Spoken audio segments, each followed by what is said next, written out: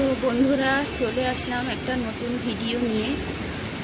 আপনাদের সঙ্গে একটা নিজের অভিজ্ঞতা শেয়ার করতে আসলাম।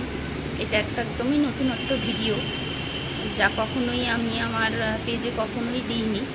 তো আমি নিজে থেকেই ধরুন ইউটিউব কিভাবে তো সেট করতে হয়, কিভাবে সব কিছু করতে হয় ইউটিউব দেখেই শিখেছি। তো আজও কিভাবে থাম্বনেল সেট করতে হয় অনেক দিন থেকে চেষ্টা করছিলাম, অনেক ভিডিও দেখেছি। ইউটিউব স্টুডিওতে youtube.com-এ গিয়ে পেজে গিয়ে নিজের আইডি ফোন নাম্বার আগে সেট করতে হয়, তারপর থাম্বনেল সেট হয়। অনেক চেষ্টা করেছি করার, কিন্তু কখনোই পেরে উঠিনি। তো আজকে হঠাৎই সহজ সরলভাবে কিভাবে থাম্বনেল সেট করা যায় সেই ভিডিওটা দেখলাম, দেখে খুবই সোজা লাগলো। তো আমিও সেইভাবে থাম্বনেল সেটের অপশানটাই গিয়ে চেষ্টা করলাম, দেখলাম হয়ে গেল। সেই অভিজ্ঞতাটাই আপনাদের সঙ্গে একটু শেয়ার করছি। তো আপনারাও আমার সঙ্গে থাকুন আর দেখুন। যারা একেবারেই নতুন তাদের জন্য ভিডিওটা, তো আমি যেমন খুব নতুন আমার উপকার হয়েছে, তেমন আপনাদেরও উপকার হবে। খুবই সহজ সরলভাবে কিভাবে আপনি থাম্বনেলটাকে সেট করতে পারবেন।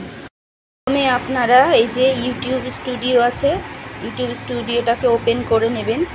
ওপেন করে নেওয়ার পরে আপনারা চলে আসবেন সোজা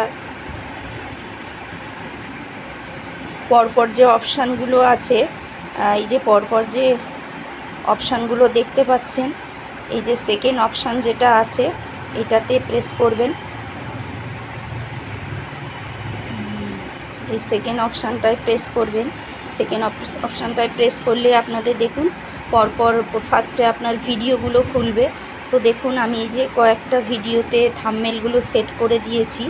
তারপর আপনারা এই যে যেমন আমি এই ভিডিওটার এই যে 3 ডট আছে সাইডে, 3 ডটে যাবেন। 3 ডটে গেলেই দেখবেন আপনার এখানে সব অপশানগুলো চলে আসছে। এই যে এডিট অপশান যেটা আছে, এডিট অপশানে হাত দেবেন। এডিট অপশানে হাত দিলেই আপনাদের পাশেই দেখতে পাবেন এই যে পেন বাটনটা আছে, পেন বাটনটায় প্রেস করবেন। প্রেস করলেই সঙ্গে সঙ্গে দেখুন আপনার এই ভিডিওর এগুলো খুলে যাবে। তো এই যে আপনার এই যে অপশানগুলো এখানে দেওয়া আছে, আপনার যদি কোনো ছবি মনে হয় আপনি চেঞ্জ করবেন, এতে যেমন 3টে ছবির অপশান আছে। তো আমি এর মধ্যে এই লাস্ট ছবির অপশানটা দেখুন এখানে চলে আসলো। এইটাতে এই যে তীর চিহ্নটা আছে এটাতে হাত দেবেন, সঙ্গে সঙ্গে এটা ডাউনলোড হয়ে যাবে। ডাউনলোড হয়ে যাওয়ার পর আপনি আবার ব্যাকে ব্যাকে চলে আসবেন, টোটালটাই পুরো ব্যাকে চলে আসবেন। আর আপনার যদি আগে থেকে থাম্বনেল ফটো দিয়ে সেট করা থাকে, তো তাহলে সেই ফটোটা ডাইরেক্ট ওইভাবে ওখান থেকে সেট করা যায়, সেটাও আপনাদের বলবো। তো আপনি এই যে গ্যালারিতে চলে আসবেন। দেখুন আমি যে ফটোটা নিয়েছিলাম, এই যে ফটোটা সেভ হয়ে গেছে, এই যে ফটোটায় চলে আসলাম। আসার পরে এই যে নিচে দেখতে পাচ্ছেন যে এই পেনের মতো ডটটা রয়েছে, ওটায় হাত দেবেন। দিলে আপনার লেখার অপশানে চলে আসবে। তো আপনি তখন এই অপশানটায় লেখার অপশানে হাত দিলে আপনার এখানে টাইপ চলে আসবে। তো আমি এখানে টাইপ করে নেব ঈদ মুবারক।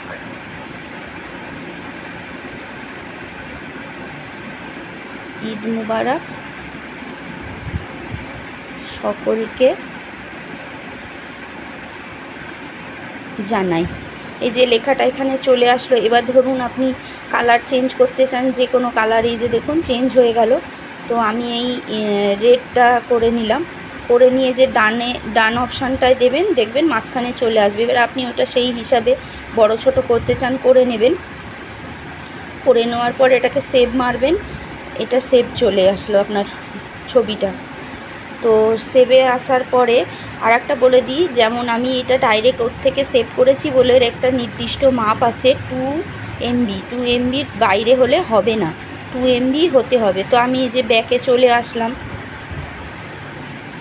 চলে আসলাম পুরোটাই। আবার চলে গেলাম ইউটিউব স্টুডিওতে গিয়ে এই যে এই অপশানটায় হাত দিলাম।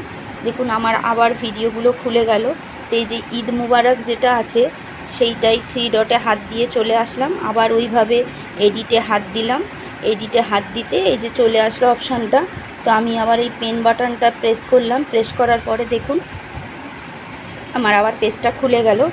এই যে কাস্টম থাম্বনেল আছে, কাস্টম থাম্বনেলে হাত দেবেন। কাস্টম থাম্বনেলে হাত দিলে আপনার তখন পিকচারগুলো সব যেগুলো সিলেক্ট করেছেন চলে আসবে। এই যে আমি যে ঈদ মুবারক লেখাটা করলাম, এই যে চলে আসলো। এই যে তারপর দেখুন এখানে ডান অপশানটায় মারবেন, ডানে থেকে তারপর সেভ চলে আসবে। সেভ চলে আসলে সেভ নিয়ে নিল। এই দেখুন আমার এটা থাম্বনেলটা এখানে সেট হয়ে গেল। তো আমি এইভাবেই খুব সহজভাবে আপনাদের দেখালাম। তো আমার মনিটাইজেশন হয়ে আছে বলে এটা হয়েছে। আর যাদের মনিটাইজেশন হয়নি, যারা পারছেন না থাম্বনেল সেট করতে, তারাও এইভাবে ট্রাই করে দেখবেন যে মনিটাইজেশন ছাড়াও এইভাবে হয় কি না।